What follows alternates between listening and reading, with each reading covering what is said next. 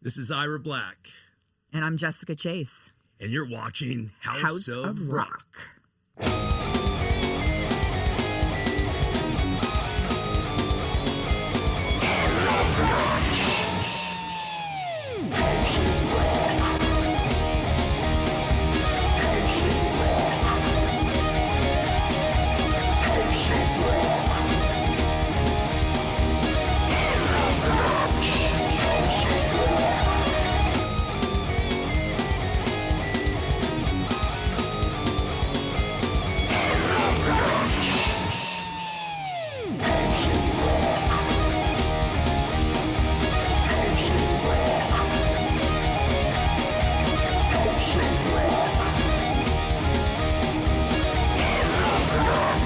House of Rock.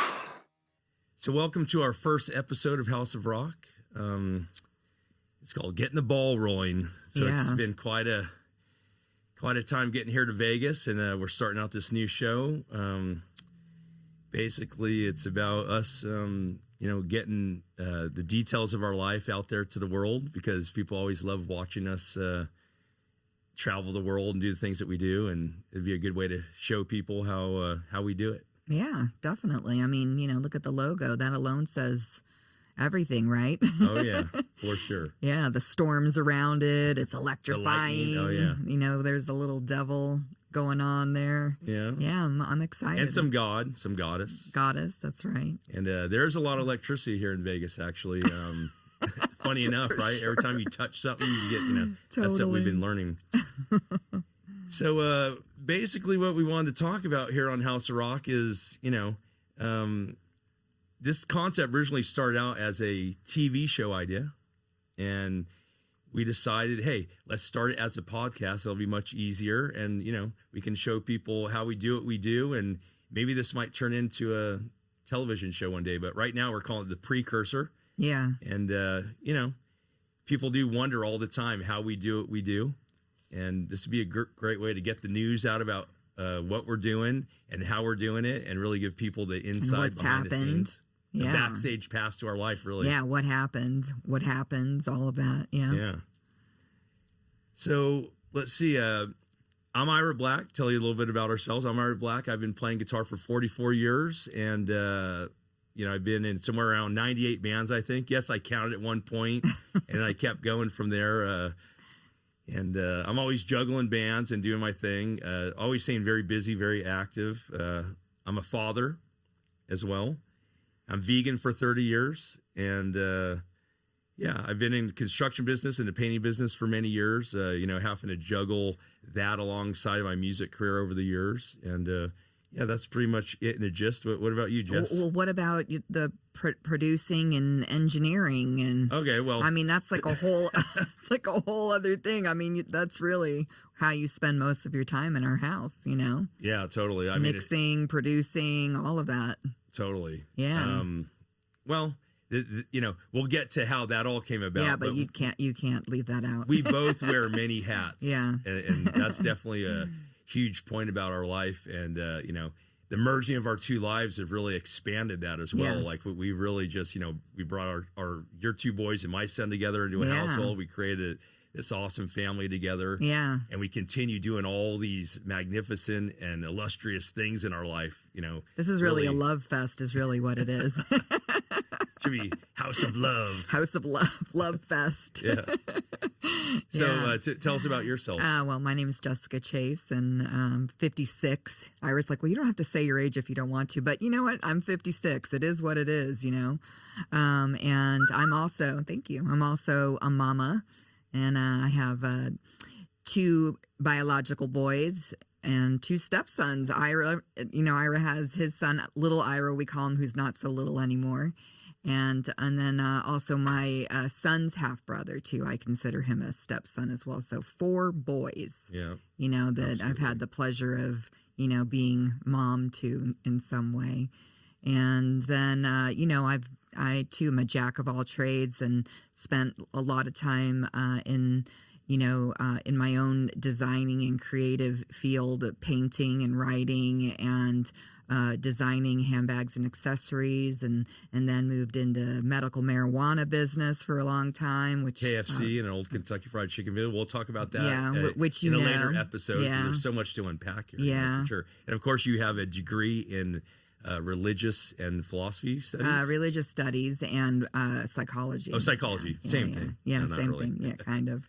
And women's studies too. Oh, yeah. But I don't tell people that one too much because I don't want people to get all freaked out like I'm going to get all. Well, I will, but. And speaking of not getting freaked out, Jess and I are both sober. Yeah. And we're going to tell lots of stories about that too, because she's definitely one of the reasons why I got sober, and that's a long, years drawn out story about how that happened as well. Yeah, so. it's special. Yeah. Yeah, And then, so. the music business, that I really fell mostly into it, just, because of you, and I've always been around the music business, but I really never, jumped too deeply into it until 20 years ago when we first met. So, it's a huge part of my life, and you're a huge part of my life. And so it's about the merging of our personal lives and our love and our relationship into our careers, and they kind of, the lines blur, don't they? Yeah, they do. Yeah. It's very interesting.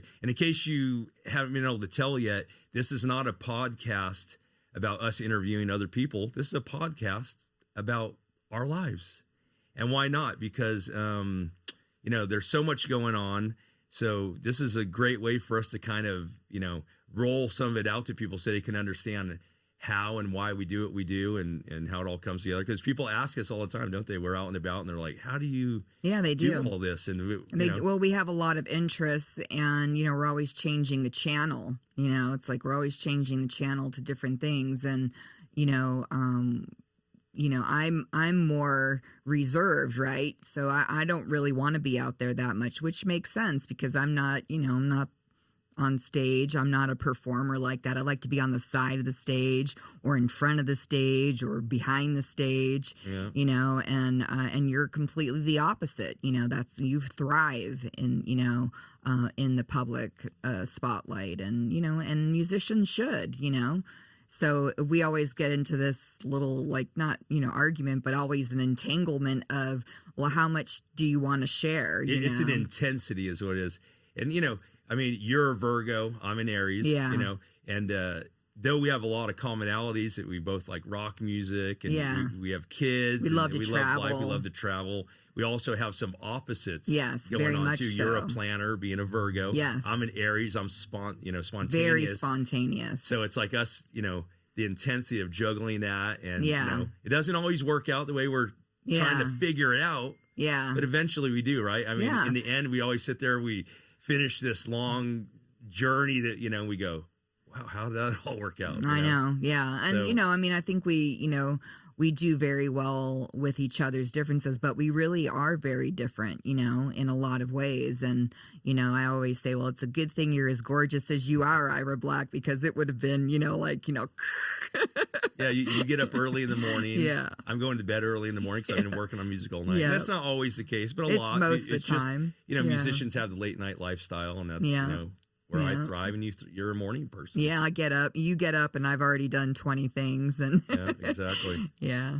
To really start this story, it's been quite a year, right? The past year, like a year ago, 2024, that's where we have to start unpacking the beginning of this story. And we could go back for years, and we will eventually, in its further episodes, talk about stories of the past and stuff. But to get to where we're at right now, it really kind of started a year ago, right? I mean, this is a wild story. Yeah, when we were in the UK. Yeah, so, Jessica was managing, I say was, we'll get to that later, right. Was managing the Bullet Boys. Yeah. And I was playing guitar in the band. Yeah. And we were doing a lot for that band, for sure. Absolutely. Being a power couple and really, helping push that along. Establish that lineup. Yeah. Establish that lineup. And Jessica, with the help of ARM and some other people, booked a UK tour. Yeah. And so we're heading over, that was a long story just to get that thing booked. But, okay, let's just we traveled to the UK. We landed first day there is the only day off because we're Yeah. playing 14 shows in Yeah. 15 days. Yeah. The first day we arrive, we get to the hotel, and we get a message from at the time the management company was managing the lease on our house that we were living in Castaic, California, and it basically says you have 60 days to move out.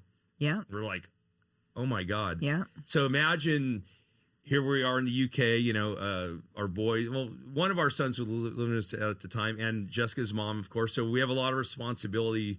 5 cats, of course, too. We have a lot of responsibility. We have a big house. That's a big deal to say, hey, you're going to have to move because she's being a Virgo already going, I got to plan it. So she's like, I got to fly home tomorrow. Yeah. And I'm like, hold on a minute. Yeah. Right. And of course, she was having a meltdown because she likes to plan things. And me, Mr. Spontaneous, like, well, work it out, hun. I'm a little more laid back in that sense, you know.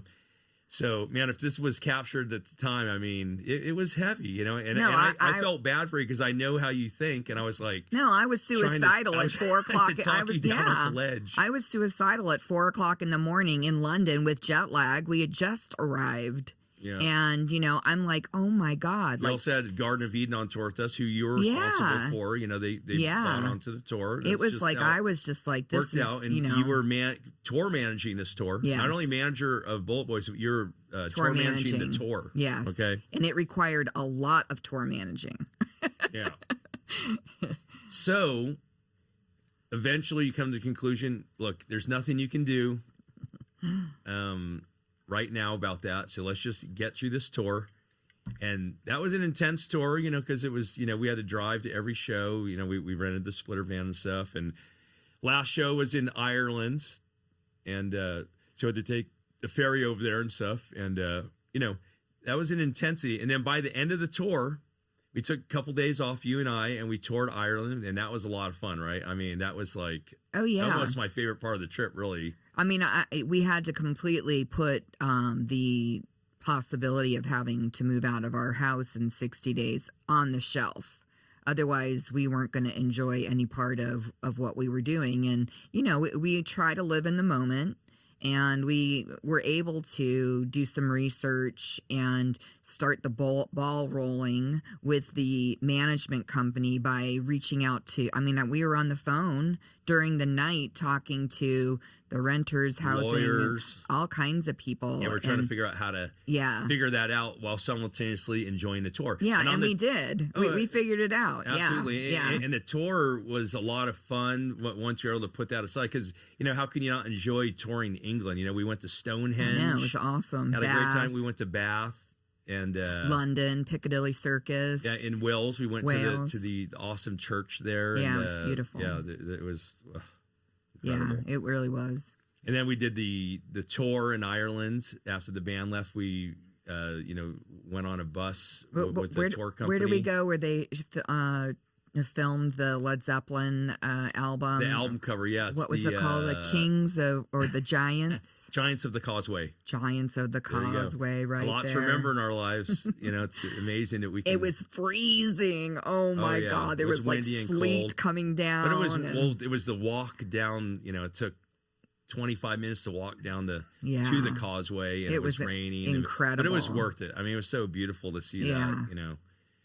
And Game of Thrones, we saw that the whole, you know, the gorgeous trees, the trees, the lining. That go over the road and stuff. Yeah, where they used to gallop with the chariot and the horses coming up the path. Absolutely. That was awesome. And then, of course, we flew to Belgium after that. We did. Because I had a few shows to play with Room 13. Yeah. And you and I did another little sightseeing tour for a couple days. Ghent. We went to Ghent. Yeah. What a place. Oh, yeah. It was just I can't wait to see it again. That is a magical place. I mean, there was literally a church or a castle every 500 or 600 feet. Yeah. I was blown Thanks away. to Mario Ponce, and you will hear his name a lot. He's, you know, one of our best friends. Yeah. And, you know, he's a soul brother for sure. Yeah. And what are the candies that we love? Cuberdons. Oh, yeah. Oh, my God. Cuberdons. Check out Cuberdons. Look them up if you don't know. Oh, my God. Oh, my God. They're so good. And the fries. Oh, yeah. The frites in Belgium. Yes. Not the French fries, the Belgian frites. If you know, you know. So, to keep the story on track, near the end of the trip, we discovered that the management company was going to have to pay us money legally to move. And it really helped us, became a bargaining chip. So they decided before you flew home, they said, okay, never mind, you don't have to move. And we're like, wow, that was quite an accomplishment. Yeah, we were able to push it. Yeah. Well, we didn't know that's what it was at the time. It was, you don't have to move now. Yeah. Like, wow, okay, so it eased up the pressure a little bit. I stayed for another week to play, do some rehearsing, to play a few shows, and do some recording with Mario. Yeah. As we have a band together called Room 13. But you should make sure people understand we weren't being evicted like for non-payment of rent. She always says that. I say, we're being evicted. I'm like, the owner of the house wanted to move back in. That's what they said, which was bull. Yeah. I mean, that's how life is, right? You notice I did the middle finger as they went like that. As life happens, the older you get in life, we have our gut feelings, we have our wisdom, stuff we've been through. And you and I together are really good at really figuring out. Sometimes I figure it out, sometimes you do. But when we put our minds together, and that's a theme that people have a hard time screwing us over because, in life and especially music business, there's a lot of that going on. Yeah, and we're always watching. We're always, and I think we have each other's back. We watch from a different angle, I think, which I think is, unique. Or not that unique for couples that are really, connected and doing a lot of things. We're always paying attention to what's going on. Yeah. And the cracks that I don't see. Exactly. See. Yeah, exactly. But anyways, as you can see, there's a lot of love in our relationship. And the thing also that I like a lot, adore, is that, there's a lightheartedness. And it's not all the time. Sometimes it has to be more intense to get through certain things in life. But she taught me that a long time ago, early on. She's like, just chill out a little bit, like be a little more lighthearted. And now all these years later, I'm the one telling you that. It's I know. Like you taught me that. It's true. Yeah. Because as life unfolds, we've had a lot of hurdles to, mountains to climb, and hurdles to jump. So as we unpack this, so here Jessica's flying back to LA. And 2024, the end of March, thinking that, okay, we don't have to move from our house. Deep sigh of relief. I'm finishing up some stuff in Belgium. I'm coming back home. And as I'm arriving back home, we receive another message a few weeks later saying that they're raising our rent from $3,600 on our lease to $5,000 a month. Yeah. It's a lot for, I mean, we're not they multimillionaires. They were trying to push us out, and they found a loophole that would force us to make some decisions. They were, a lot of what, unfortunately, in Los Angeles, one of the worst things that's going on right now is that that's how they get you out of their house so they can raise the rent for somebody else. And there was no family. Raise it to bring someone in for a higher amount. Yeah. There was no family going to move back into that house. That they proved our point once, because now we've moved out and somebody else is in there. And it's not their family. Yeah. So as she pushed it ahead, so they said, okay, we're raising the rent. So, then there was another meltdown of a situation trying to figure out how to get through this. It's like navigating the waters of, the seas, the storms of the seas. And we were so busy. Oh, my gosh. So much always going on. Now also coming up at that time was the Rock for Ronnie. And I was playing with the Dio Disciples. Yeah. And so Bullet Boys were having a lot of weekend fly out dates. So you're managing the band. I'm playing in the band. Yeah. So I'm starting to juggle bands. I got Room 13 going on. I'm mixing that album. And you're recording new Bullet Boys. You wrote, 16 songs 20 or something? songs. 20 Bullet Boys songs. Yeah. And, we're trying to push all these things the other one. It's really chaos in the house at all times. I mean, because we're just... moving from one topic to the next nonstop. We're eating dinner, we're talking about this, we're watching a movie, and we talk about this, and we get a message, and we're just running nonstop. In and out, the kids. Yeah. And the cats. And the cats. So now we have to figure out where to go from here. We're like, well, let's give notice, and let's move out. Now we've already moved a few times like every 2 or 3 years because we encountered the same situation with renting. Yeah, so we were like, we need to figure out how to buy a house. So we started, these discussions started then. Well, California is really expensive. We don't have a lot of money saved. So we're, really juggling these concepts, trying to figure out how do we move forward while we're continuing in our regular everyday life of the music business and all the other things. So long story short, we come to the conclusion that we're going to move. And let me tell you how we did that. So we end up coming to Vegas, because that's where we're at now, here at Origin Studios, by the way. And the Scorpions are doing a residency. And it turns out that Mickey D and Todd Singer, and the manager of Motorhead, are talking about possibly maybe buying a investment property here in Vegas. So we're here to see the Scorpions, and we're hanging out with Mickey, and we go out with him and his friend Red Cup Jeff, who is now a great friend of ours. And we go look at some properties. And remember, we're sitting in the cars, like, we look at each other like, why don't we just buy a house here? Makes so much more sense. That was kind of our first inception of like, let's, So we started toying with that idea. And the more we talked about it and thought about it, we're like, okay, this is what we have to do. Okay. Now, in the meantime, we go back to LA. We're still trying to consider what doing. The Rock for Ronnie comes up. I end up playing that show. And by the way, Jessica is the one who books the bands for Rock for Ronnie for the past couple of years. Now, this year, in 2024, it was a little bit different. They changed it around a little bit. We won't go into all the details about that. But Jessica is back this year booking the Rock for Ronnie that's happening this year. Right. So we'll get into that a little bit later on. So last year's Rock for Ronnie, we performed, we play that. And then we're trying to figure out what to do. And I, was talking to Wendy and the guys in the band about, hey, what's going on with DO Disciples? Do we have any shows coming up? And I think in December 2023, I was mentioned by Wendy that they were looking at booking some shows. It wasn't really happening. I had talked to Wendy at Rock for Ronnie. No, we haven't heard anything yet. And I happened to talk to Don Dokken one day, and he had a festival tour coming up. This is all part of the story. This all leads up to how we ended up in Vegas. I mean, it's amazing how all this stuff happened. So Don had mentioned to me that he might be canceling his European festival run because, he was dealing with some medical stuff. And I can reveal that because he's talked about it online. So I'm not, giving any breaking news or anything. He had broke his ankle and it wasn't healing properly. And, the idea of touring Europe. Yeah, for a challenging. Weeks, very challenging, understandably.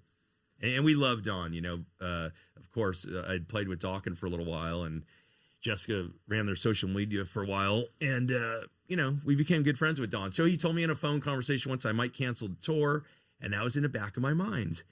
And so I'm one day on the phone talking with Mario Ponson, who works at Alcatraz Metal Fest, who I'm in band with. So there's a lot to unpack here. And we're talking about the mixing of our record, and Jessica walks in and says, hey, Don just sent out the email canceling the festivals. Right. Oh, my God, this little inside information. But he already sent the message out, so all the festivals were going to receive this information. Yeah. And I'm on the phone with one of the guys who works at the festival. Yeah. So I tell him, hey, Dokken just sent out the cancellation email. I said, hey, why don't you replace Dokken on Alcatraz Metal Fest, who they're scheduled to perform at, and put DO Disciples on there. So he's like, hey, that's a great idea.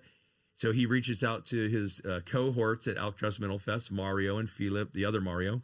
And within hours, I get a message stating, hey, they want DO Disciples. Wow, this is like a coup. That's what I call it. Heavy metal booking coup. And so, of course, I call Wendy the next morning. I tell her about this. She says, hey, this is awesome. Reaches out to the guys. We're looking for a singer at the time. So I decided to call Joey Belladonna. I reached out to Ripper Owens. He wasn't available. He's with KK's Priest at the time. And that same morning, hours later of all this information coming out, I called Joey Belladonna. And after a pretty short conversation, he decides, yes, I'm going to do it. He happens already going to be at the Wacken Festival. That's another festival that Dokken canceled. So we contact Wacken. And Joey's already going to be there as a guest. I mean, this thing is like writing itself almost. It's like sometimes when you reach out with an idea, the universe just kind of cradles it. That's how I feel about it a lot of times. Of course, the planner over here, she's going, I don't think so. Yeah. It's a lot of planning behind the scenes and a lot of, stuff that you have to do to make all this happen. So yeah, everyone's saying yes, and this looks great on paper, but now there's actual work that has to be done behind the scenes, booking the tickets, making sure the writers, getting the photo together, all this stuff, Okay, so now the DO Disciples have 5 shows that we've launched off the back of Dawn having canceled on the back end of that. And unfortunately, it so happens that one of the shows is on the same date that the Bullet Boys has a show booked. Yeah, at the Arcada. At the Arcada. And that show, of course, came about because another show got canceled, and that was a bone that the Arcada threw us. Right. It was kind of almost like a rebooking or a parlayed show off another one that was canceled. Yeah. Okay. So now, having played in 98 bands, it's very rare that I ever cancel a show or don't make it to play with the band. Even if with all my juggling over the years, I say I never missed a show. Now, there's one show, it was a charity show, and I got to fill in, and we won't go into that. That was with Vicious Rumors back in the day. Okay. This was like literally the first time, and Bolt Boys had got fill-ins for Brad on bass and Fred on drums. So this was a normal thing. This is a business, a running band. Yeah, we went and saw a band last night, and they had the singer was a fill-in. Yeah, Joe Redda was filling in for Patrick Stone for The Sweet. Yeah. And, this is common stuff. It's not the end of the world, and there was some lead-up time for it, to handle it all. And long story short, I had to get a fill-in for Bullet Boys, and I was able to go over and do this European run with DO Disciples. Now, of course, Mark didn't like that, and that's fine. It's his company. It's his band. He's allowed to feel however he wants about it. That's fine. Even though we'd gotten fill-ins for the other guys, he didn't want to have a fill-in for me. He came to the house to do some recording, and, we had a little disagreement. Jessica came in and we had a discussion with Mark, and he didn't like it. And we had kind of a blowout, and, he started threatening about getting his attorney and all this because we were paying for travel at the time. And we're unpacking the real stuff of our lives here. This is, real talk here, and it's just the way it is. People want to know how things went down. This is how it went down. So I take the responsibility of it that I booked myself with another band. This is a very rare occurrence, but, I was over there playing a bunch of festivals with DO Disciples. I couldn't turn this down. It was something I had to do, especially at this point in my career. I've been doing this a long time, and sometimes you have to make business decisions. It wasn't that big of a deal. He made it a big deal. Yeah. Yeah, he made it a big deal. It was so not that we big were of a booking deal. all the travel on our credit cards because, Mark doesn't have the finances. And this is, once again, real talk. I'm not trying to throw him under the bus. It's just the truth, And, we were paying for travel on our credit cards, and we'd booked the flights for the fill-in guitar player. Mark didn't like that. Maybe we should have told him ahead of time, but, it was kind of like business as usual. There's a lot of people involved. We keep the machine rolling so everyone keeps making their money because that's part of the deal, And, he said, well, you're going to talk to my attorney. I'm not paying that. And, Jessica said, well, yeah, you are. And they got, she was managing the band. And guess what? Managers sometimes have to, yell at their artists a little bit. And make decisions, And it's like, you weren't yelling at them, but you were being, you're like, dude, And long story short, he ended up saying, fuck off, you fucking bitch, or something like that. Fucking bitch and look, on top of his lungs, yeah. Yeah. And, I mean, if you were a male manager, I'm just saying, you probably would have clocked him.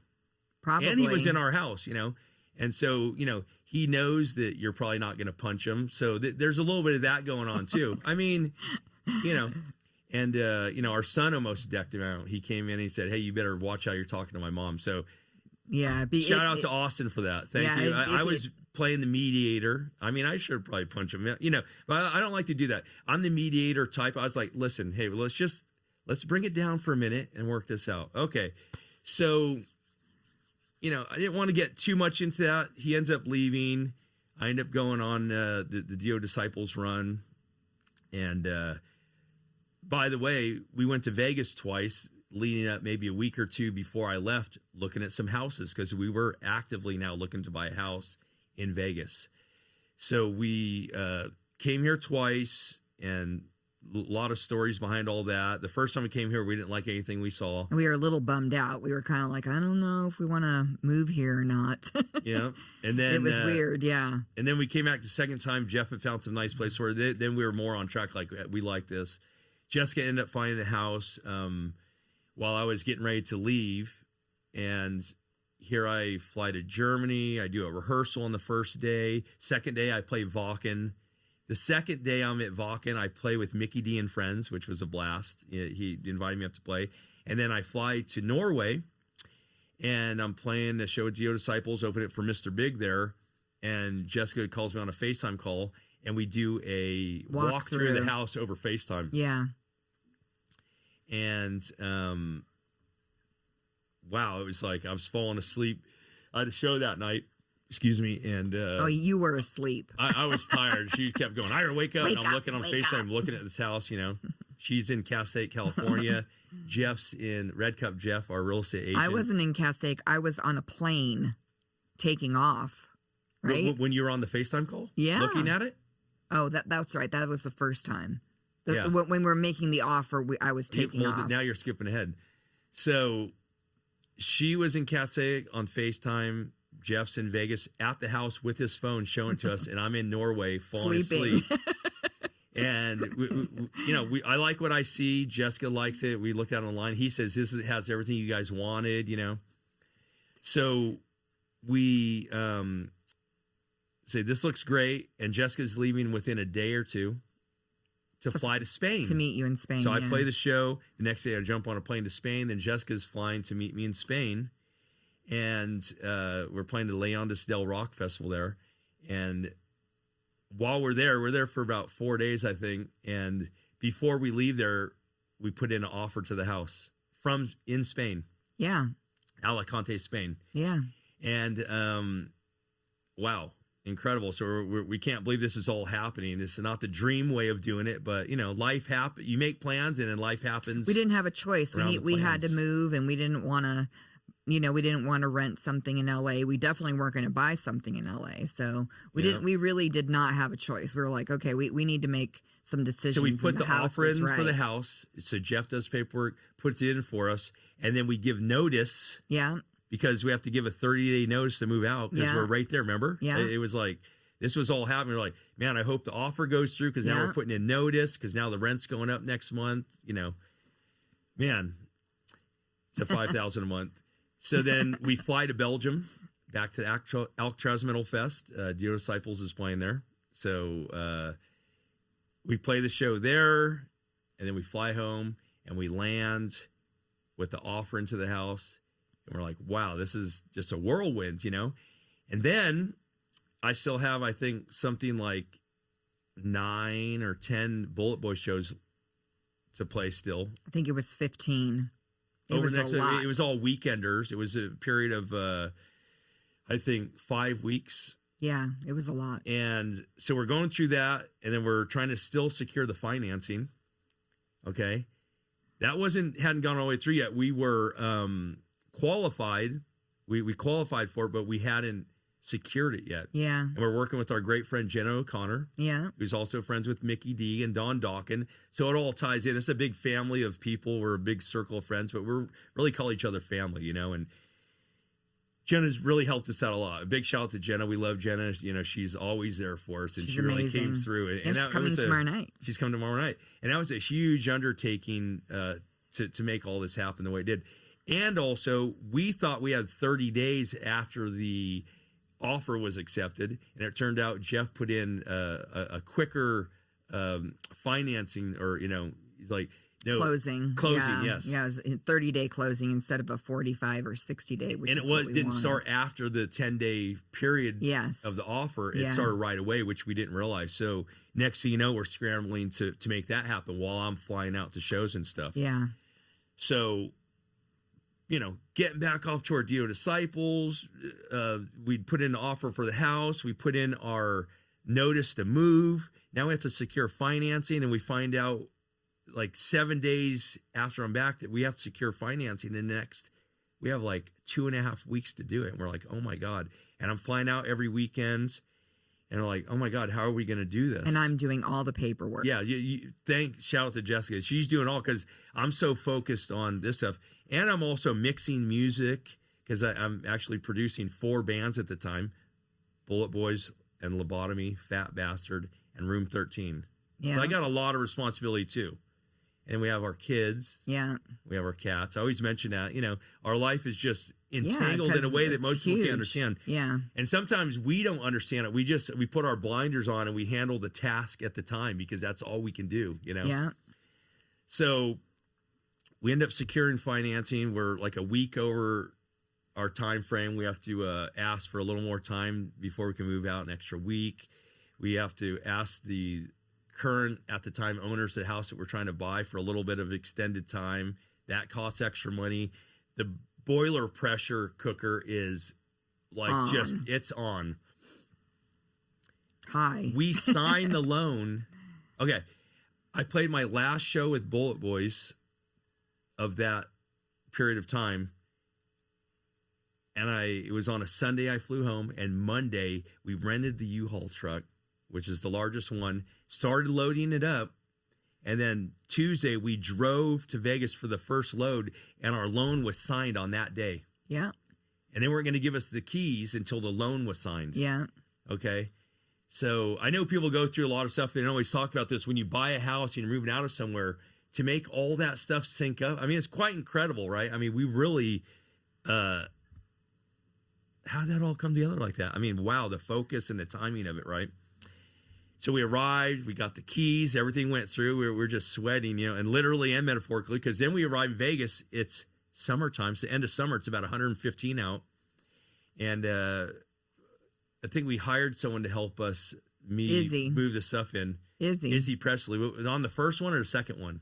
Well, Austin was with us on the first one. The first one, that's then right. Then Ira was with us on Austin the second one. Yeah. And then the second one, it was Izzy. And then Austin on the third one. Ira on the third one. Yeah. Yeah. We had 4 trips. No, we had 3 trips. So it was 1 trip with the big truck, second trip with the big truck, and then the third trip, it turned out that we needed to get a second large truck. We had 2 26-footers, and Ira and I drove. That's right. Yeah. Both those trucks. I drove too. Yeah. And Jessica. So we arrive in Vegas. That's as butch as I get. Listen, not only were we starting over in a new city, which is hard enough, at our age, it gets harder, I mean, remember how sore we were every time? I mean, could barely get up. Can barely get up now. Yeah. It took me, I did a lot of the moving, because I worked for moving companies for years, and I'm a moving master, as you know, to tout my own. You did an amazing job. Horn about that. Thank you. And everyone involved. You helped pack. You planned it all. I mean, the teamwork is incredible. The heavy lifting was you. But not only were we sore and all this, but now here we are facing a restart in our life, because we're in a new city. I mean, in LA, we have kind of everything sewn up the way that we do things, right? So here we are restarting. Now, let me backtrack a little. The first trip that we made on the moving truck to here, we unpacked everything. Our bed wasn't here yet, and we were sleeping on the couch in our living room. Yeah. And Jessica gets a message from Mark. This is a few days later after we finished the last couple of shows. Oh, no, it wasn't a message. An email. Who? Well, you get an email stating that the bank account had a reverse charge or a stop charge. Yeah, the bank sent me a notice. Yeah. Yeah. So basically something that involved us paying for travel as Bullet Boys, Mark had called the bank and canceled it. Right. Said it was fraud. He said it was fraud. It was $100 in interest and $120 in Bullet Boys toll charges from you guys driving the vehicle wherever. I think you guys were in. Which is supposed to be and agreed upon always in the past. Yeah, that was not our responsibility to pay for band interest or tolls. So, this is, once again. I was furious. Not to dish. I was mad. Yeah. So, we'll talk about that a little bit later on in the show, about the details about him and situation. But, you know, she was already fed up from that previous argument and was trying to find your way back to getting into enjoying working with the band. Having it in my heart. Yeah. And after that, it was over. You sat up at 3, 4 in the morning. You wrote out a email resigning as manager. Right. And, you know, this is a lot to deal with because our life balances on all these plates. Like we're keeping the plate spinning, as they say. Well, if I can interject, I mean, for me personally, it was that I didn't want our financial security to be at risk because, say, I had $4,000 worth of airline tickets on our credit card, and then Mark decides to dispute the charge and leaves us with a $4,000 credit card, bill. And that was that was really what was crumbling for me, was thinking that he's just that unstable and that he wouldn't be able to stick with the business relationship as it was. It wasn't personal. It wasn't like, if it were just $220 that I lost in the whole situation, that would be fine. But the threat of, that if he would do that potentially, right. If so he would on do one that hand you have that, but then on the other hand you have the fact that I was out playing shows and you were managing and we're making money there. So you have that financial stability of doing right. that. But you have the potential of, hey, he could pull the rug out at any time like this. Yeah. And he had threatened to do it before. Yeah. So we were also reading the room. Yeah. A lot of times that's how life is. You have A and B and you got to make a choice. It's the crossroads, and it just wasn't going to be good. I could feel that it was going to get being worse. The Virgo who planned stuff out, now you were having a spontaneous moment because you were fed up. Yeah. You'd had too much. So she wrote a resignation email. I read it over. I said, if that's how you feel, I have your back. Go for it. She sent it out. Great. So she resigned. Yes. She resigned. And then we talked for, the next week or so or two about how I was going to maybe try and figure out how to carry on. We had a Songvest campaign going on that was in the middle of operation. And then we had, I think, some other shows on the books or something like that. No. The album, I had the album that I was working on. So I was trying to negotiate in my own mind and heart and with you and with Mark, trying to figure out how, if it was possible to carry on and just get through this. I knew I was going to leave eventually. And then I wrote him a message stating that, he was going to have to take care of a few things before I would be willing to carry on. Mm-hmm. He never responded. And then a month later, a press release went out saying that he fired us. And then, of course, he brought in the guitar player that I introduced him to fill in for me. Yeah. Okay. And that's fine. I mean, part of me wishes Mark the best of luck because he's going to need it. Yeah. Well, he's going to carry on anyway. Both boys are going to bands carry on. And that's fine. He makes his own bed and he'll have to lay in it. He has his own reputation that people already know about. We don't really have to do anything except just sail back off into the sea, buddy, into the storms. Good luck. Yeah. So we'll talk more about that. Now, let's not forget that while all this is going on, we just bought a house. I mean, a beautiful house that we love. I mean, to take that in, that's a big deal. So all this other stuff's going on, and we have to keep reminding ourselves to stay in the moment and hey, we have a new life to forge here. To figure out. This beautiful house. Well, yeah, and to figure out as well, because now you're not managing Old Boys. I'm not playing in a band. Did I mention also that when 2 weeks after I got back from Europe, while we're in the middle of going through all this stuff, I get a call from Simon Wright saying, hey, we're brothers till the end, right? And I'm like, yeah, of course. He goes, well, I'm sorry to tell you that Craig Goldie wants back into Yo Disciples. And I had a feeling this might happen because we've been doing this a long time. We read the room well, don't we? I mean, I saw him commenting on a few things, and that's fine. I give all respect to... Yeah, we love Craig. Yeah, we love Craig. Amazing guitar player. The Dio legacy. Absolutely. Wendy, all the guys in the band. Yeah, it's never about that. It's all about love with them, and no, I wasn't happy about it.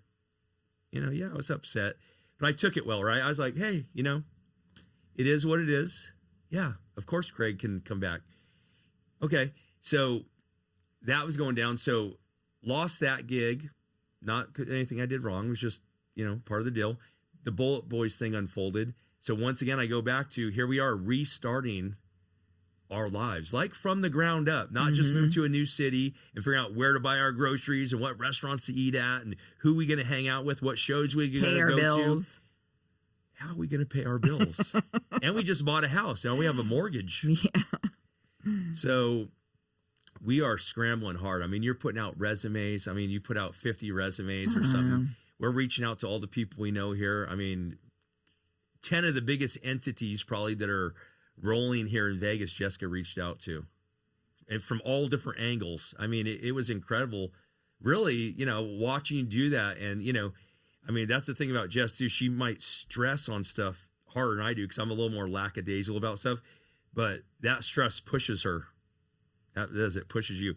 And she pushed so hard. And we're still waiting to hear back on some of that stuff. I mean, this isn't resolved yet. We're still trying to figure it out. Yeah.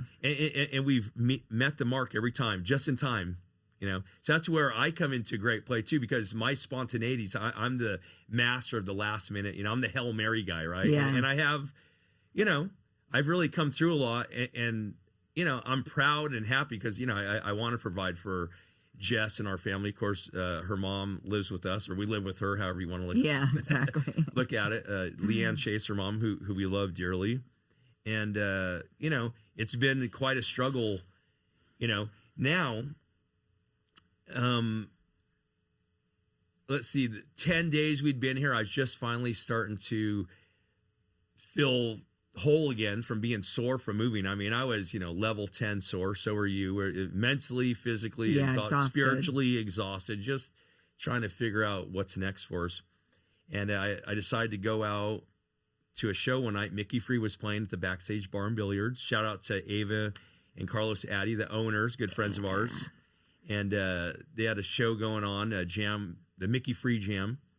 And I went out that night, and Mickey came to called me up on stage. Wow. And I got the jam. So here I am 10 days in Vegas. He popped my Vegas jam cherry. Oh, brother. Yeah. So that's awesome. We love Mickey and his girl, Heather. They're so awesome. And so that kind of got the ball rolling, getting the juices flowing again about, okay, music in Vegas. We got to figure this out. And we've had a lot of offers and we have a lot of things bubbling. So as time's passing, we had a couple of jam nights happen. We had NAMM. So we went to NAMM. We had our 10th anniversary. Ultimate Jam Night's 10th anniversary at the Whiskey I think it was on the 21st of January. Yeah. And 10 years of Ultimate Jam Night. So let's unpack that a little bit. We've been doing that for 10 years. We've participated in the very second show, not the first one, but the second one, and been part of it ever since. Jessica had became one of the producers of the show, booking artists, handling all the social media, making the posters. We kind of started that whole poster making thing for Jam, for the jams too. Now all the jams do it, and that's the truth. I mean, they didn't look that good compared to how they look now. They were, but everything starts somewhere. Yeah.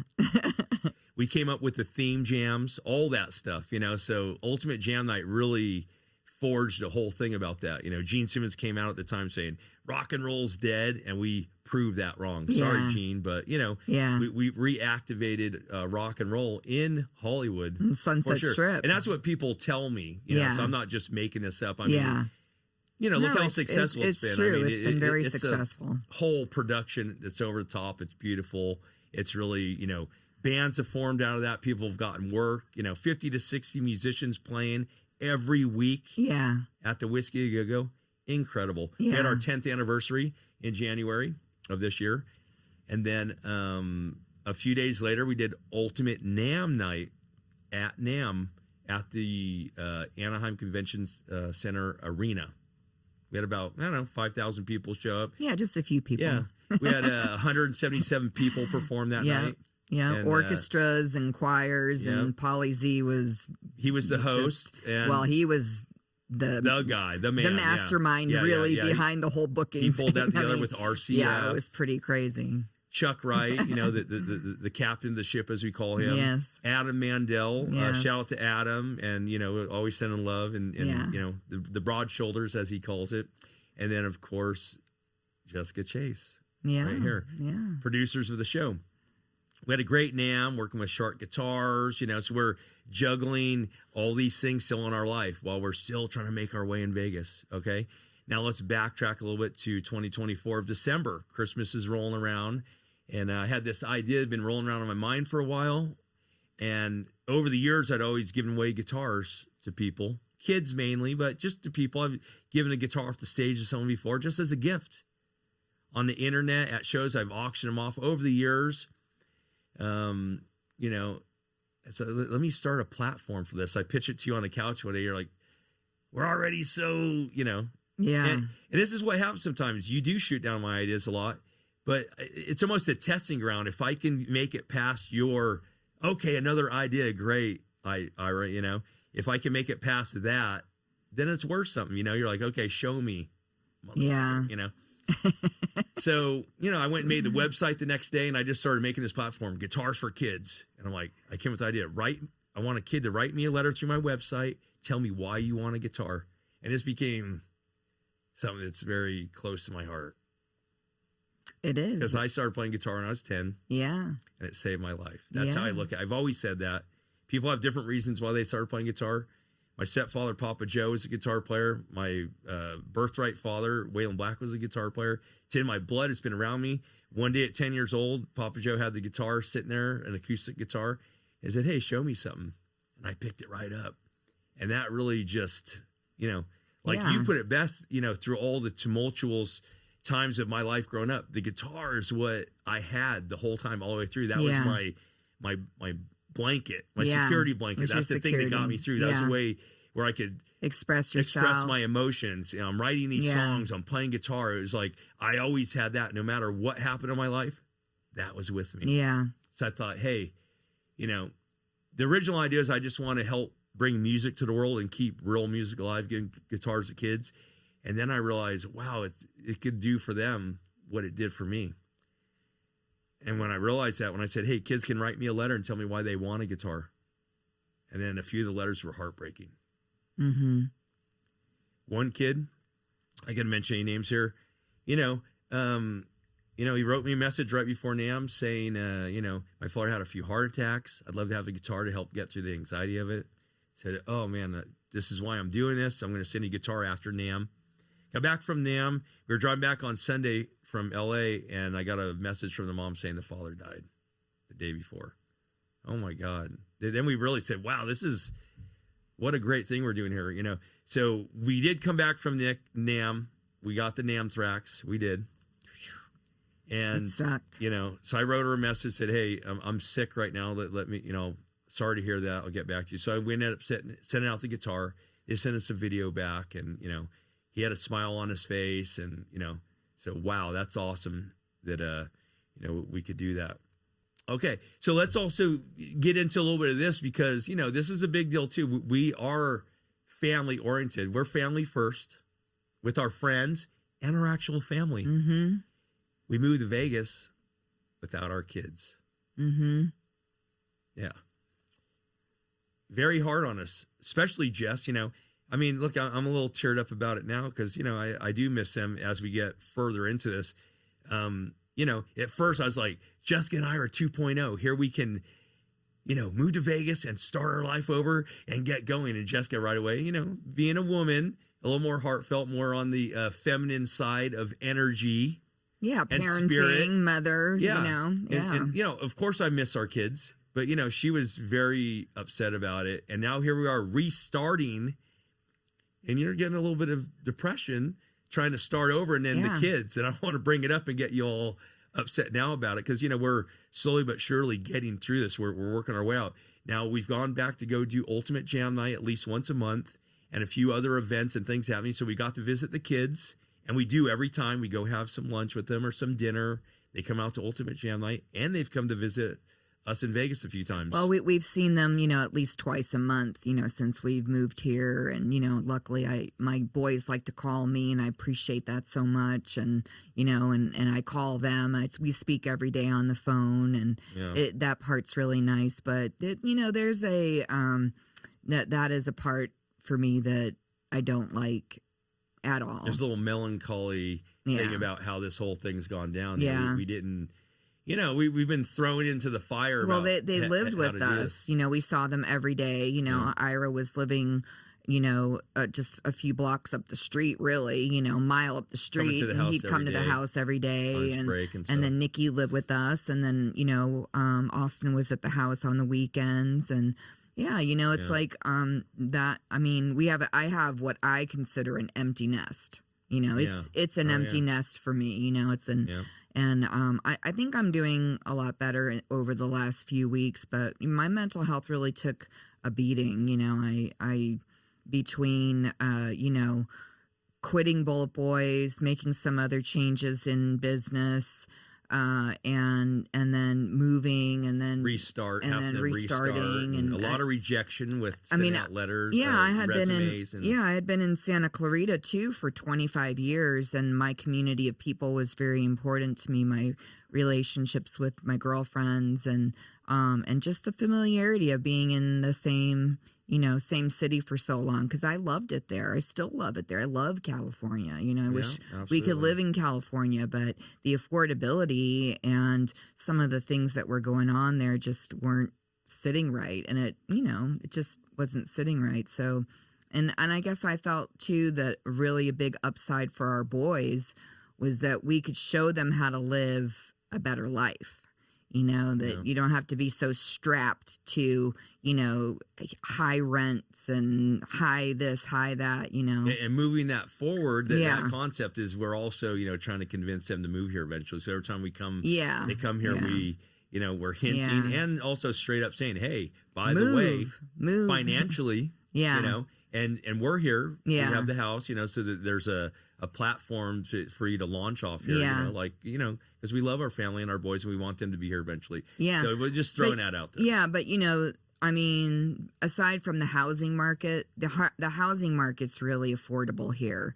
But the rest of it, I haven't really noticed that much of a change. Groceries are still expensive. Gas is about $1 a gallon cheaper here, you know.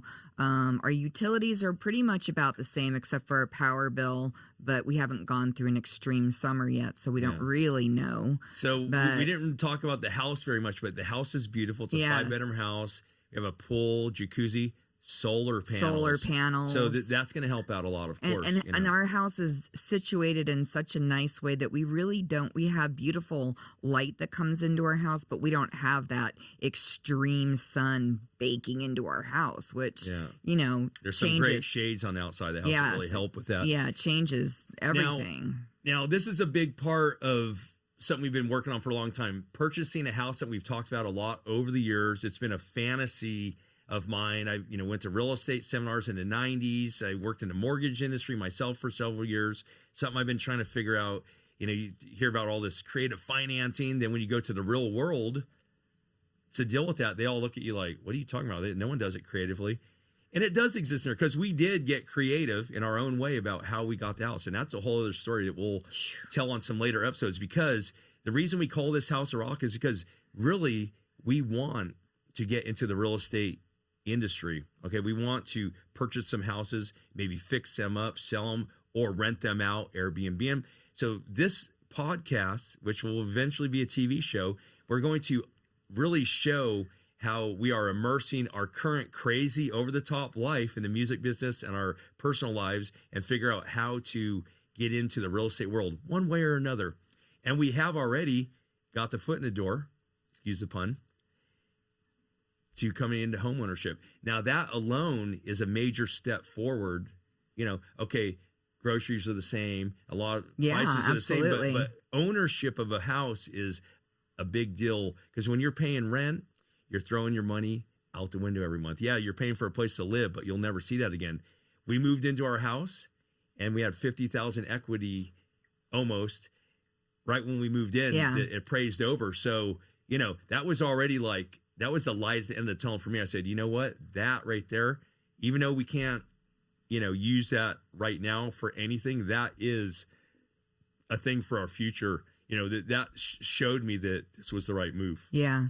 Well, it has to be. I know it's hard to see that far in the future about it, but that is the truth and it's a fact. Yeah. Yeah.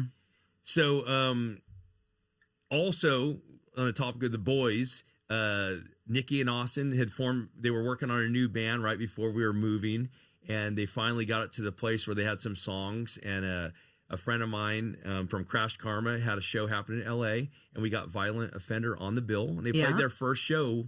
Just a few weeks ago. Yeah, a few weeks ago. Here we are in Vegas. We weren't able to make it to the show, unfortunately. Yeah. We wanted to, but, we're juggling too many things. But that was great. They got to launch, their first show, and then they played a second show since then at a house party. We're really lucky. They, all of our kids, jumped into the music business. They all have great jobs. One's working at Amazon and customer service, and then Nikki's a welder. He went to school for welding, and Austin's a hairdresser in Beverly Hills, and working at a famous they all have nice girlfriends, and they're doing really well in their lives. You can't ask for more. But I mean, there they are. All of them are great musicians. Yeah, and they're all really becoming men, and especially since we moved in. And that was the upside that I kept saying. And I was telling myself that too, not just you. Right? But, it's like they needed this in a certain sense too to really figure out how to because in this day and age we do wonder, like,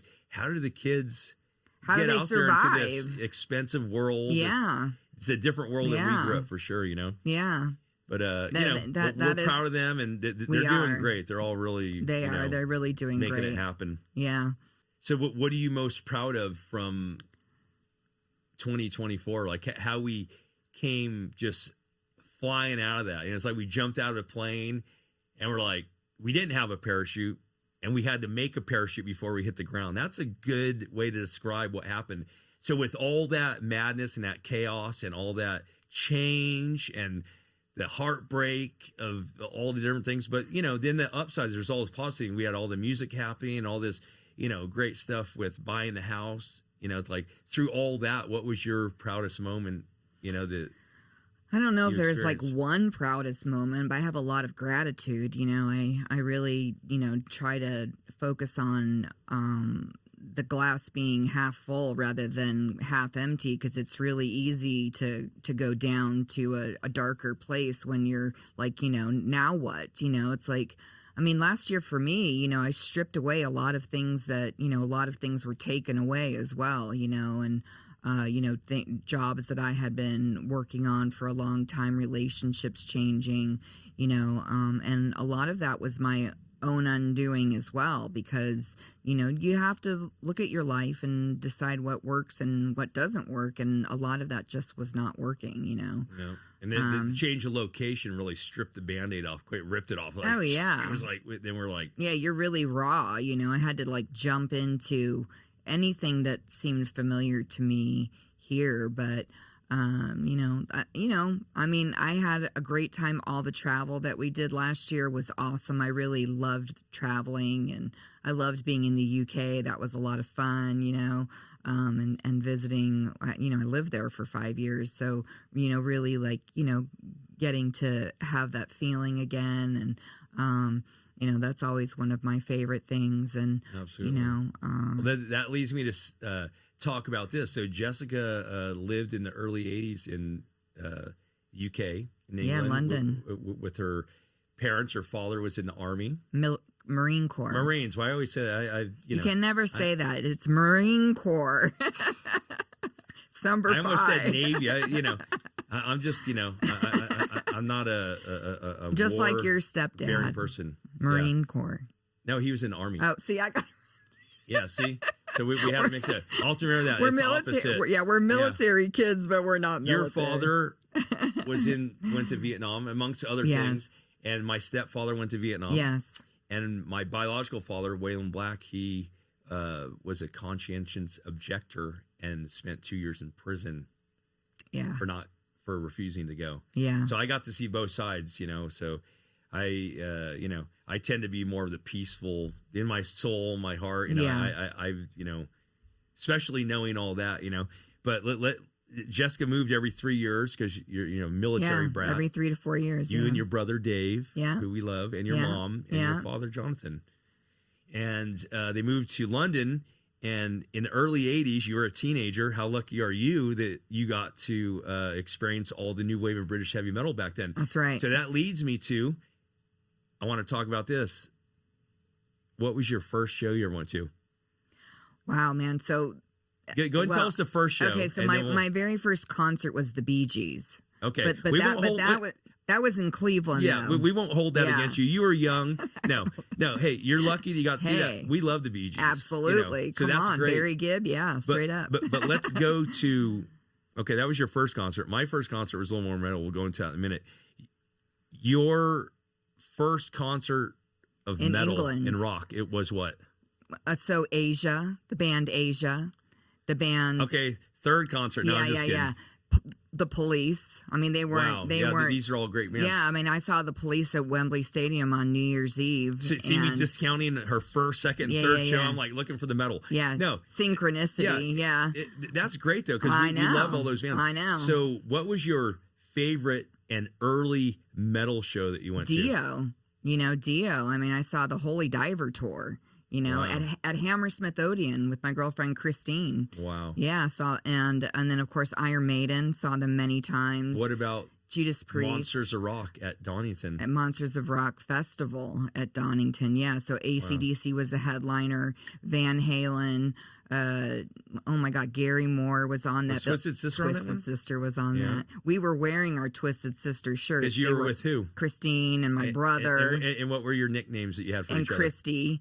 We were the Twisted Sisters. Yeah, there you go, yeah. Hot pink tank tops that said Twisted Sister. Man, I wish we had that. We have a great picture. She has a great picture of her back in the day with Stephen Piercy. We'll post it here real quick. Well, you know what the best one from back in the day is with Axl and Slash. Yeah, okay, we'll post that one too. Yeah, that one's really fun.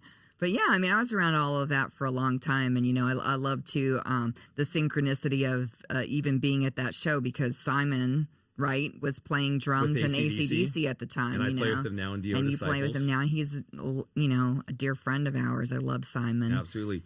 And of course, my first concert when I was 13 in 1984 at the Providence Civic Center was Quiet Riot opening for Black Sabbath. Yeah. And that's when Quiet Riot first came out with Metal Health. Yeah. So they were just hitting on MTV. Black Sabbath was the Born Again tour with Ian Gillan from Deep Purple singing. Yeah. And that blew me away. Yeah. Black Sabbath was what got me into metal. When I heard the song Iron Man, back in the day, I was a youngster. I had a little toke with some friends. And they said, put on these headphones and listen to this. Yeah. And I, put on these headphones. It was a Walkman. And all of a sudden you hear...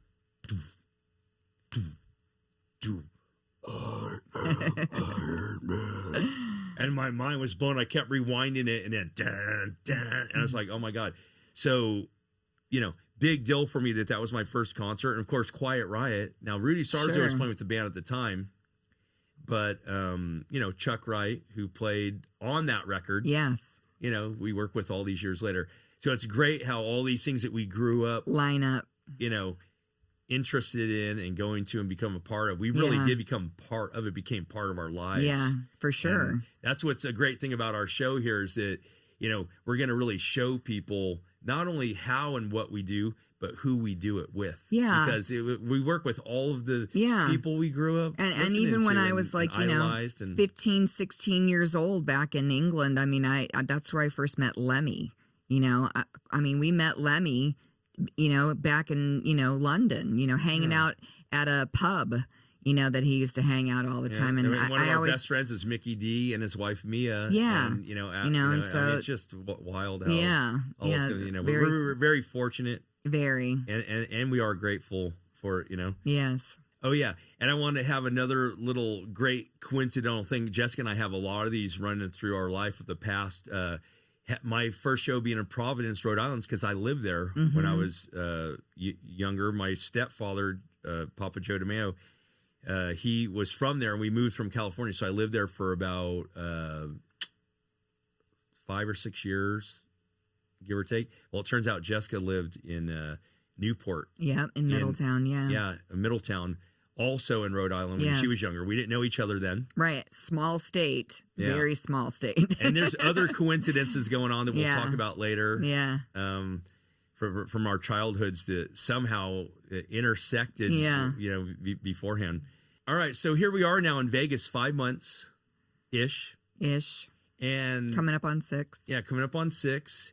And what's your favorite things about Vegas now? Oh man, I've several. I mean, number one is how nice people are here. I mean, Really? it's weird because LA is not like that. You know, there's a lot of attitude in LA. We know a lot of people. We do, and they're but, nice with us. But a lot even of people them, in the grocery store. we go to the grocery store It's here, like, and people are just so sweet. I'll never forget this woman that I was at Walmart coming out. We were both parking at the same time, and she gets out of the car at the same time. This really pretty black woman gets out of the car, and we're standing like at the back of our car, and we look at each other, and we're both wearing the same sweatpants, the same black sweatpants that said pink on the side, and we had like a black hoodie on, and we just looked at each other, and we were like, I like you, and she's like, I like you too, and we gave each other a hug.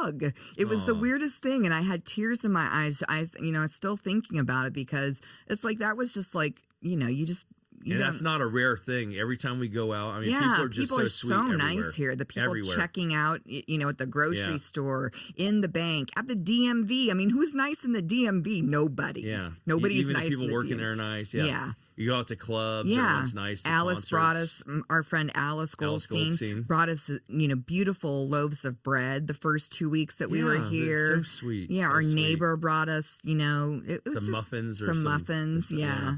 Yeah, I think that's really the nicest thing that I really like about Las Vegas so far. Absolutely. And the music community here is awesome. It's a tight-knit, relatively small circle. Everybody knows each other. Yeah. I mean, Hollywood's like that too. It's small, but LA's bigger, but here it's like, we're only here, 3-4 weeks, and we tell people we just moved here. Oh, yeah, I heard that you moved here. It's like, wow. Yeah.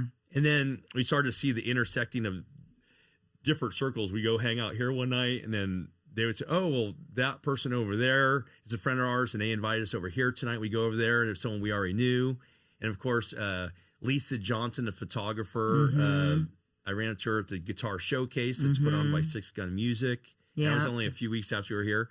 Lisa Johnson wanted to photograph my guitars for her third book coming up. Yeah. So she came over and did that, and then she hooked us up with Mitch Snyder, who's Ozzy and Five Finger Death Punch publicist, and they brought us into their mixer party that they have every couple of months. And then we got there, and there's about 100 people there, and we probably knew 75% of the people there already. Yeah, a lot of people that yeah. were transplanted from LA. And yeah, so it's a very small, tight-knit community, the music scene here, and all the clubs. You pretty much know just about all the people running all the clubs. Yes. About 90% of them here, and we have access to them that quickly. It's pretty amazing. Yeah. Now, Jessica and I decided to do an Ozzy tribute show because Black Sabbath was coming up to doing their show coming up, the final Black Sabbath show with Ozzy, and they had all these other people invited to play. And of course, Jake E. Lee was invited. We ran into him last night. I had a little talk with him about that. That was awesome. We love Jake. And it turns out, this story just keeps unfolding. So about 2 weeks after moving here, approximately, I think, it turns out that we live right down the street from Jake E. Lee. We're watching TV one late night, about 2:30 in the morning or so. When we first got here. Yeah. And we heard a couple of what sounded like gunshots or firecrackers. We weren't quite sure because it's not July 4th, but it's Vegas, Sin City, maybe.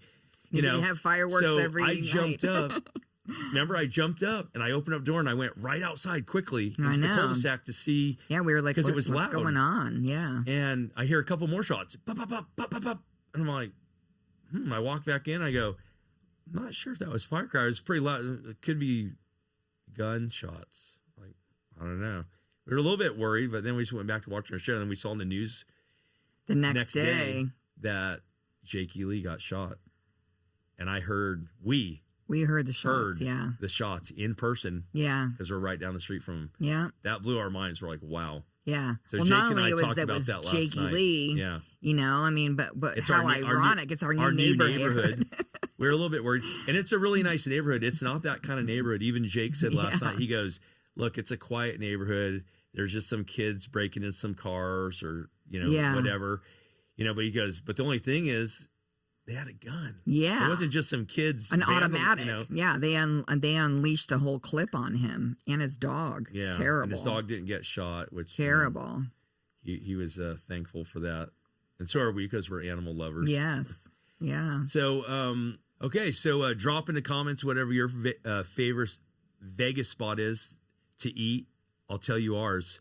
I'm vegan for 30 years. Jessica's also veganish. She's 98% vegan. She eats a little bit of cheese, as she says. It used to be 99%, but now he's kind of like drawn it back to 98. So we love a couple of places. There's Nacho Daddy's. Yes, very That's good. a great place to take people that aren't vegan as well. That's right. Both, because they serve both, so that's a good, easy They way have a for full menu, vegans and vegan non-vegans to eat together easily without having any problems. Then there's that great Italian restaurant, Tarantino's vegan restaurant we went to. That was incredible. Yes. And then there's the sandwich place called No Butcher. Yes, go try that out. That is wow. Yeah, but Daikon Sushi. Well, then there's Daikon Sushi. And they also ordered up. That place is insane. They opened up a new place called Thai Basil, owned by the same people. Yeah. That's also vegan. Yeah. Their curry ramen soup. Vegan curry soup is delish. And then vegan sushi, of course. And it's over the top. It's where's you going? So drop in the comments what your favorite restaurant is in Vegas. It doesn't have to be vegan, but if you want to add some vegan place, that's great too. Yeah. Because, we have an open mind. We have friends that aren't vegan. Well, the food here, I mean, I was going to say when you asked about like what your favorite things are about, I mean, the restaurants here are insane. The food culture is a thing. The streets are lined with restaurants and fabulous places to go, and like, not just on the strip, but even around town it's like, yeah. And of course, we have to visit our friend Chris Santos and go check out a couple of his places. Yeah. We haven't done that Beauty yet. in Essex, yeah. Then now that we're kind of getting in here. Yeah. Back to Guitars for Kids. I want to give a shout out to our sponsors. It's very important. We couldn't do it without them, of course. Giving away a few of my own personal guitars. But we also rely on sponsors, not only to give financial donations to us. Yeah. But also to donate, as Jessica calls it, a slightly used guitar. We don't want beat up guitars. I'm not in the business of, refurbishing guitars, but, something lightly used. If you have something laying around the house, or in the closet, or you have a friend, put the word out, because we're getting these kids out. We've already given out about 15 guitars, and, these kids really need them. They want them. They love them. And we're happy to do this, and spend our time doing this. So I'd also like to do a special giveaway. So for the next 30 days, we're going to be getting people to subscribe to our YouTube channel here for House of Rock. And after 30 days, we're going to look at the subscribers, and we're going to pick one lucky winner to get a free guitar. Nice. Yeah. Love it. All right. That's awesome. And we'd like to have parents and kids go to guitarsforkids.com, and we'll post the link in the description down below, and have your son or daughter or your kid write us an email telling us why they want a guitar, and then we'll work that out for them.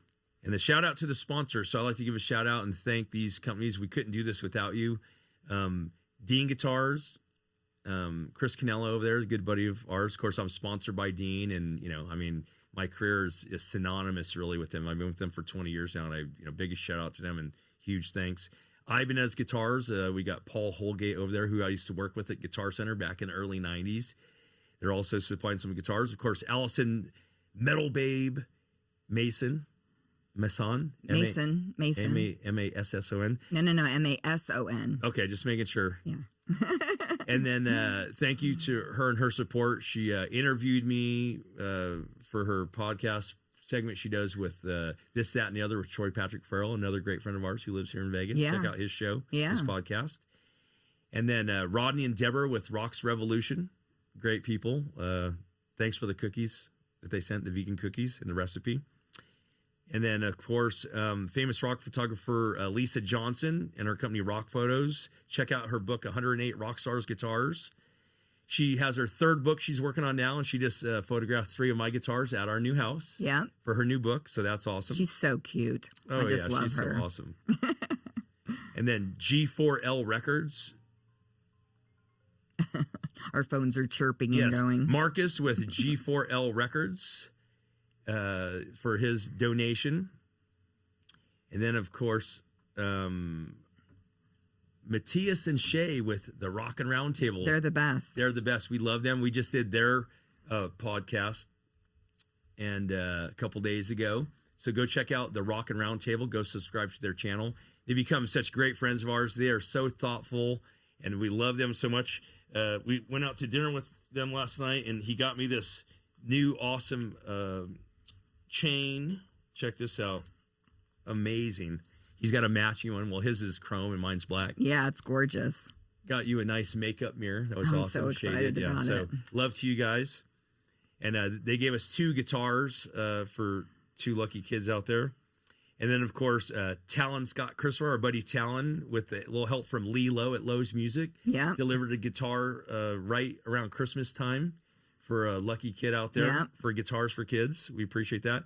And then there's Dell and Greg Montana, who I met through Marketplace. They were selling some guitars, and I went over there to look at them. She ended up giving me a 3/4 size Child acoustic guitar that we sent out to a lucky kid. So a big shout out and thank you to them, Della and Greg Montano. And of course, Jorn with the Motorhead-inspired Belgian band Fat Bastard. He delivered a guitar to a Belgian girl out there for us. And much thanks to you and your band. Now we're going to go to a segment of the show called Where's the Beef? This is our opportunity to tell our side of the story and give a little bit of dirt, and, now we can. Well, you like that. See, I'm always very like, Ira's always like, no, we're going to tell them what's going on. And I'm like, oh, do we have to talk about this? Because I get so stressed about it. At this stage in our career, especially me, having done it since the 80s, I've been doing this a long time. I got to the point where, let's roll it back. You're supposed to play nice. Don't tell the real story in the press. Oh yeah, we loved each other and it's all good. But the gloves are off. Yeah. Because I've already done it all. After I played in documentaries, like, I've got to do it all. I don't even care what happens anymore. And that's very freeing to the soul and open. Because, I'm not desperate or, I'm still going to push. I'm going to be driven. If I want to do something, I'm going to do it. But, I'm going to do it in a different way. I've earned the right. I've paid my dues to do it my way. I did it my way. We're here in Vegas, so I'm going to do it my way. So where's the beef? Here it is. I'm going to unpack a lot of stories, and I might anger some people. And that's fine. I'm trying to do it slightly lighthearted in the show here, but there's a lot of truth here. And, if you don't want to hear your name called out on the show on my Where's the Beef section, then don't treat me like that. So the gloves are off. Here we go. Mark Torring of the Bullet Boys. Yeah, we're going to break it down like that. A lot of people know Mark. He's been around a long time, and he deserves respect in a lot of regards. Just ask him, because he will demand it. I mean, in a way that is not cool, and he does it around the world. Yeah. I would say 7 out of 10 people probably don't like Mark. Yeah. That's the way. That's what I run into. He's a legend in his own mind. Oh yeah. When we first joined the band, he was calling himself a legend on the phone every day, constantly talking to you. You finally had to yell at him, and you got in a few screaming arguments with him. He said, "Mark, I'm managing you. You don't have to tell me you're a legend anymore. I don't want to hear it for an hour and a half." I know, it was bad. He's always, Okay, so let's unpack. I mean, we can unpack a whole show on Mark, okay? But let's just go to the things that really, when you're talking about business, he likes to create drama even when there is none. He will make something up, If you compliment me, he'll say, "What about me?" That's just the way he is. It's really over the top. Like no one I've ever personally met. He is probably number one on the list of the most, narcissistic type personalities. Now, he might watch it. He's going to get mad. He's going to threaten to have me beat up by one of the motorcycle clubs. He knows 2 of them out there, and he does that all the time. He's yelling, "I'm going to get this guy from that club to beat this guy." He is so full of himself, and he is. And I can say that because we have seen it. No, we have. And I wish I could really go into how deep it goes, because it is. He could have his own television show just based on how crazy that situation is. Okay, now, he borrowed my amp. Yes, he did. My EVH amp. And the story really goes a lot of different ways, but I'm going to make it simple. I could tell the depths of it, but I was trying to get the amp back from him. And at the time, his girlfriend, I won't even say her name because that's a whole other story, she reached out to the ex-member of Bullet Boys because I asked him for the amp. He said, I'll get it back to you. And she was helping you manage the band at the time. And I asked her about it. She said, well, let me reach out to all the other ex-members of Bullet Boys, two of them anyways, to see if it's at their place or did they leave it behind there because she didn't see it at the house. They wrote back emails. She copied me in them or sent me screenshots. No, they don't have it. I kept kind of hounding because I wanted my amp back. Yeah. You know, it's my amp. Yeah. You know, it's the EVH, 120 watt, really nice, you know, head. And I keep hammering. I finally say something to him. And he goes, look, man, I got to tell you something. I'm like, what? He's like, man, you're not going to like this, but I sold your amp. What? Okay. He pawned it. It's the same thing, though. He pawned it and then never got it out. Yeah.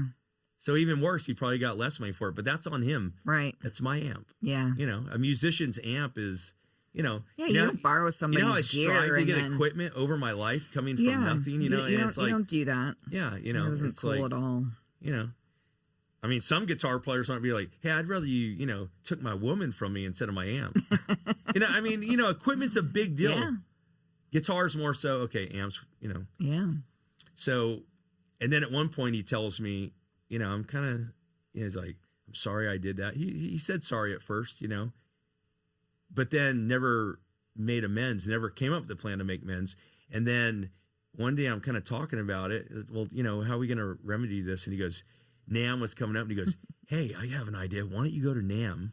When you go to NAMM, go to the EVH booth and go talk to the guy there and see if you can get a sponsorship and then get two heads. And then this is what Mark said, you can give me one and you can keep the other one. That will replace the amp of yours that I sold. Are you kidding me? Mm-hmm. Is that how the world works? I'm like. I know. You were like, what? I'm like, okay. Yeah, it'd be one thing if he went and got an endorsement and picked up a couple amps and gave you one of them, but he's making you do, he wants you to do the work. No, it wasn't cool. Yeah. It wasn't so, cool. You know, he's going to get mad about this, but it's the truth. And, you know, if you want to rebuttal, go for it. You know? Yeah. But, and then also, like we already kind of said earlier in the show, when we decided to leave the band, you left, and then I kind of gave him an ultimatum. You know, what was left over there was a show that canceled, and the protocol was that we'd still get our half. There's a deposit paid for the show, and we got to keep that. We'd get for committing to that date, we would get our money, and you should get your percentage. Yeah. He kept that, so he owes us that. Yeah. Okay. That's the truth. Yeah. And, you know, and then there was the money that... the Cleopatra deal. Yeah, the Cleopatra deal. Jessica cleared 4 albums off the internet. Yeah. Took a year doing it. Yeah. Wrote letters. FedExes, all kinds of stuff. Trademarks. Stuff. Yeah. Contacting the trademark companies, getting letters, getting Spotify and iTunes to pull all this stuff down. Yeah. You know, and really is because Bill Chavez and his wife passed away, and they're the ones that own the record, so there's no one to refute the deal. Yeah. You know? Yeah. So he's just taking his stuff back. Okay, I can understand that. I mean, I was working on that in the UK. I was working on all that other stuff was going on. All the other stuff was going on. And he agreed. And he signed those documents when we were in the UK, you know, that it was a final thing. And the agreement was 10%. I get 10%. Well, you're managing the band. I managed the band, yeah. And you know, he got a certain number, and then he refused to pay you. Yeah, he offered you me, less. Yeah, a lot less. We don't say the numbers. Yeah, he offered a you quarter less, of it. Yeah, and then never even paid that. Nope, sure did. And then he went and signed the new deal with Cleopatra. Yeah. So, in my perspective, you know, that's the work of a scoundrel. Yeah. You know, I'm just saying. Yeah, and we worked really hard. I worked endlessly writing songs. Oh, you did. Mixing stuff. Big time. We put out a couple of songs. So much work. And most of the time, you wouldn't even show up at the house. Oh, yeah. Just, you know, the most flaky guy ever. Yeah. You know, this is just all truth. I have the receipts to prove it all. And that was just that part of it. You know, the other parts of it were, you know, his behavior on the road and how he treated people and waitresses and being kicked out of restaurants. Being kicked out of endless restaurants. And, you know, I won't even use the word that he called a hotel manager at one point. So that start was with the C. Yeah. Yeah. They almost kicked us out. Yeah. Kicked us out. And we had to, like, you know, calm her down, you know. And so that's the end of Where's the Beef. Yeah. Clean your side of the street. Otherwise, if you're dealing with me, it's going to end up on here. Yeah. Okay, so upcoming tour news. This is what's going on with this. So doing Ultimate Jam Night coming up on March 18th. Yeah. With the Whiskey A Go-Go, a show produced by you. And then we're also, have rejoined Violence, by the way. And we will be playing at the Backstage Bar and Billiards on April 10th. Then April 11th at the Terragram Ballroom in Los Angeles. And then a couple days later, I'm flying out to the UK when I'm doing a UK and European tour with Violence and Exhorter. And the final show will be in Bahrain, and there's talk of maybe playing in Tel Aviv, which I've never done, or Bahrain, so I'm looking forward to that. And then I'm home May 11th, and then May 18th is... the Rock for Ronnie event. Rock for Ronnie. Don't forget to look at the camera a little bit when you're... So, Rock for Ronnie, I'm playing with the Dio Disciples. Sebastian Bach is on the show. Yeah. There's an all-star performance with a bunch of artists playing. Kill Devil Hill. Kill Devil Hill. Count 77. Count 77 from Vegas. Yeah. And also Jason Charles Miller. That's right. And then there's an opening band. What are they called? Sorry, I'm forgetting their name. Anita Squeeze. Anita Squeeze. Yeah. And then, of course, March 29th, we're going to Brian Saliba's new opening show here at 11,000 Seater. That's right. The Desert Jam or Desert Festival. Yeah. Or it's a reggae or ska. I'm not sure which one it was. He has a lot of things going on. Yeah, so Jessica is the musical director for the Rock for Ronnie. So we're looking forward to that, raising money for the Stand Up and Shout Cancer Foundation ran by Wendy Dio. Right. So that's going to be awesome. Yeah. Looking forward to that. Lots of cool people are going to play. And, of course, it's such a great charity every year that we do it and, raise money for, cancer research. Wendy gives a check right straight to the doctor that treated and worked with Ronnie. So that's pretty awesome. Yeah. Yeah. What an honor it is to work with, anything Dio. Absolutely. Yeah. And then, of course, we got to throw a little bit of the drama in there because this was a major turn of events is that, Ronnie Radke came out and exposed a certain guitar player. We won't say his name because the internet already knows what it is. And, he was going on the internet. And Ronnie Radke from Falling Reverse thought that he was playing with Sebastian at our show, The Rock for Ronnie. Right. And he went on the internet, and he has millions of followers, and he was saying that we're complicit in this, it involved something that he was allegedly saying was pedophile. Yes. Pedophilia. Pedophilia, yeah. And, we started to write a message. We're going to write to him and say, hey, you got this all wrong. It's Ronnie Radke. How do you reach a guy? Okay, you can reach him on Instagram. Maybe you won't respond. Right. And you reach out to Wendy, and she said, hey, I'm going to get the attorneys on it. And we were kind of sitting there with this message that we wrote. What do we do? And then who messaged you? Yeah, Ronnie messaged Ronnie me. Radke messaged Jessica and said, hey, we need to talk about your event. Yeah, and I sent him my phone number. And he called right up. Yeah. So we were able to clear that up pretty quickly that, this event didn't include that person and never has. But I really just want to know, Brent, did you really have a relationship with a 16-year-old? It's like, it's not cool. Yeah, I'm not all right with it. So, and everything that I've read and heard and learned from very reliable sources is that that's true, Yeah, so we don't want to, make any judgment legally. It's alleged at this point. We do know Lexi as well. And, it kind of the cards are laid out on the table. We heard there's a LAPD investigation. So let's see what happens there with the courts. But until then, unfortunately, that's the way it works. It's like, he got canceled off a lot of things, and that's just how it goes. We know Brent as well, and I hope it's not true, but it looks like it is. Yeah. But it's alleged at this point because it hasn't gone through the court system, so we'll see what happens there. Now, Jessica had a nice conversation with Ronnie Radke, and he actually thanked her, and she thanked him. It was actually a great conversation. Yeah, it was. Yeah. And now also to fast forward into, funny enough that me having rejoined Violence, we need another guitar player. And I used to be in Westville Massacre. Max Georgioff was also a previous member of the band.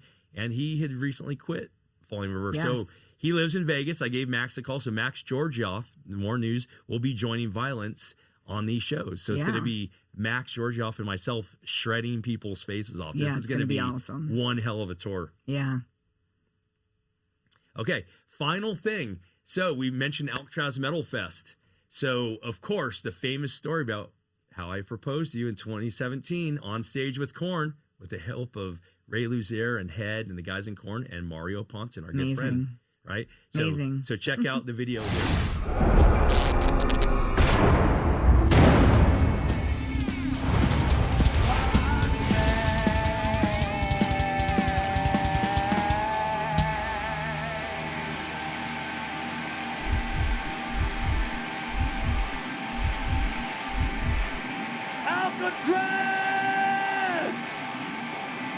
Thank you guys so fucking much for sticking around and seeing us tonight.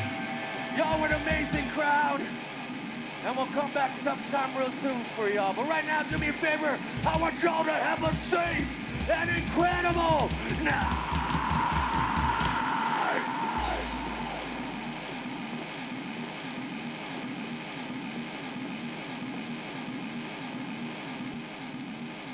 Yo, speaking of fireworks, we got a friend, Ira from I Am Morbid.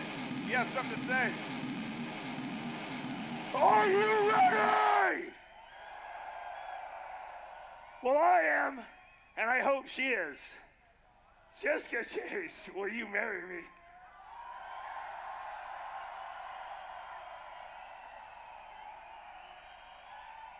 Excuse me.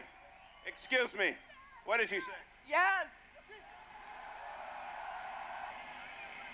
Yes, yes, yes, yes, yes, yes, yes.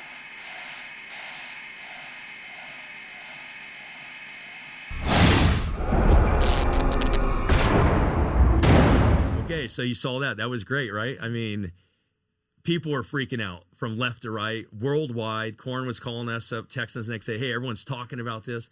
And, you know, I mean, how do you top that? Everyone's just saying you cannot top that. Well, it went viral. I mean, you couldn't even have a wedding that tops that. You know, Yeah. I mean, it was so spontaneous and amazing. And Well, it's funny you mentioned, well, how can you have a wedding that tops that? Well, Mario Ponton reached out. I had mentioned somewhere along the way that, you know, I wish I could get married at the festival, you know, just kind of thrown out there, you know, in the conversation. And he surprised us. He reached out to us recently, and we are officially flying out to Belgium August 7th, 8th, and 9th, and 10th. We will be at the Alcatraz Metal Fest, and Jessica Chase and myself are getting married at the Alcatraz Metal Fest. And there's a whole thing planned around it. A choir singing. We're walking through the audience. It's being filmed. A priest that's dressed up like a zombie or skeletons marrying us. I mean, the mayor's going to be there. There's going to be big press about this. It's like, wow. So how do you top that? There you go. Totally. And, you know, and I always said that I feel like our relationship is a headlining relationship, you know, so I'm happy to do this with you like yeah, this. it's going to be amazing. I'm really happy too. I appreciate you, you know, going along with it. But, you know, I think once it all set in, you're like, you're getting excited about it. Yeah, I'm too. definitely getting excited about it. Yeah. All right. So look more for that. And of course, my band with Mario Ponton, Room 13, will be performing there as well. Absolutely. Who knows what else will happen? Yeah. You know, our boys are coming. Our boys are coming. A bunch of friends are coming. A bunch of friends. All right, so we want to wrap this up. Thank you, everyone, for following along with us. Make sure you hit the subscribe button, and we look forward to your comments. There'll be a lot of links down in the description involving Guitars for Kids and all our sponsors and our pages that you can follow and stuff like that. And then, of course, Guitars for Kids. Yeah, so... we have a lot of room in our House of Rock, so come join us, you know? Yeah. You know, and, come be a part of our family. And don't forget my favorite cup. All right. House of Rock. Cheers. It's going to keep rolling. Thank you. Thanks. Rocking and rolling.